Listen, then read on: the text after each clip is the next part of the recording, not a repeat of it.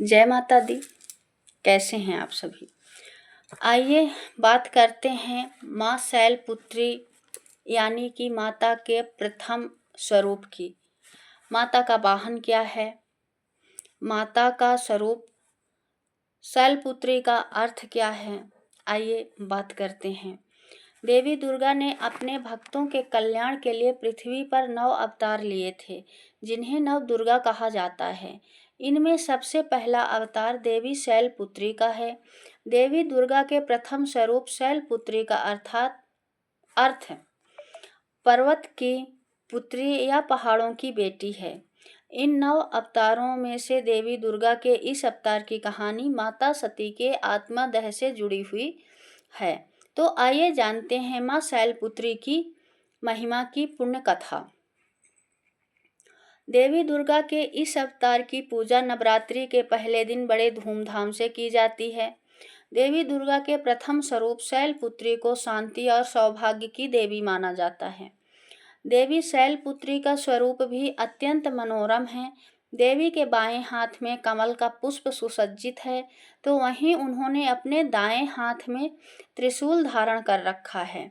देवी शैलपुत्री का वाहन वृषभ यानी बैल है, इसलिए उन्हें वृषरूढ़ा भी कहा जाता है। उनकी महिमा कथा का उल्लेख नव दुर्गा पुराण में भी मिलता है।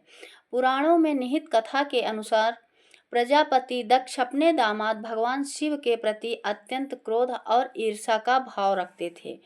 एक बार उन्होंने कनखल में एक विशाल यज्ञ का आयोजन किया और सभी देवताओं को उसमें शामिल होने का निमंत्रण भेजा, लेकिन दक्षराज ने अपनी पुत्री सती और उनके पति शिव को इस यज्ञ में आमंत्रित नहीं किया।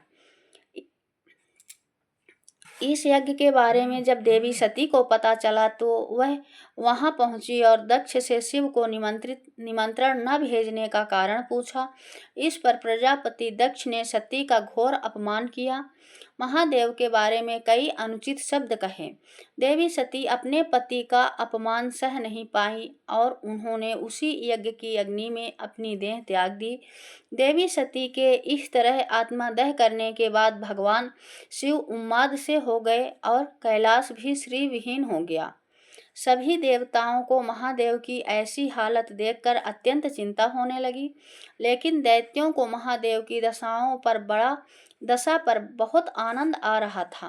उन्होंने मौका का फायदा उठाते हुए स्वर्गलोक में उपद्रव मचाना शुरू कर दिया था। सभी देवताओं ने त्रास्त होकर आदिशक्ति का ध्यान किया और उनसे देवगणों की रक्षा करने की प्रार्थना की। देवी आदिशक्ति ने तब सभी देवताओं को यह कहते हुए आश्वस्त किया कि वह बहुत जल्द राजा हिमवान के घर कन्या रूप में जन्म लेंगी। दूसरी तरफ पर्वतराज हिमालय और उनकी पत्नी मैनावती की कोई भी संतान नहीं थी, इसीलिए उन दोनों ने भी आदिशक्ति की आराधना करते हुए उनसे संतान प्राप्ति का वर मांगा। पर्वतराज और उनकी पत्नी की तपस्या से प्रसन्न होकर आदिशक्ति ने उन्हें यह आशीर्वाद दिया कि वह स्वयं उनके घर पुत्री के रूप में जन्म लेंगी। कालांतर में जब देवी ने हिमालय के घर पुत्री रूप में जन्म लिया तो पर्वत की पुत्री होने के कारण उनका नाम पार्वती शैलपुत्री और गिरजा पड़ा। बचपन से ही देवी शैलपुत्री महादेव को ही अपना सर्वस्व मानती थी और देवऋषि नारद के कहने पर वह शिव को पाने की तपस्या करने के लिए जंगल में चली गई। उस वक्त कोई भी देवी शैलपुत्री को उनकी तपस्या से विचलित नहीं कर पा रहा था। तब स्वयं महादेव ने उनके प्रेम की परीक्षा लेने के लिए सप्तऋषियों को शैलपुत्री के पास भेजा। सप्तऋषियों ने वहां जाकर महादेव के बारे में बहुत बुरा भला कहा कि वो तो अघोरी हैं, जटाधारी हैं इत्यादि, लेकिन शैलपुत्री पर इन बातों का कोई प्रभाव नहीं पड़ा और वह अपनी तपस्या में लीन रहीं।